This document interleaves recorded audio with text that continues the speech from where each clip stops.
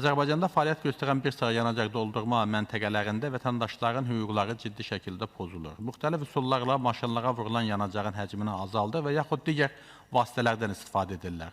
Şəxsən özüm də bir neçə dəfə Lukoil yanacaq doldurma məntəqəsində belə bir pozuntu ilə rastlaşmışam. Ya benzini əskik vururlar, ya pulu əskik qaytarırlar, ya da aparatı dayandırıb yenidən benzin vurmağa başlayırlar ki, həcm rəqəmini çaşdırmağa çalışsınlar.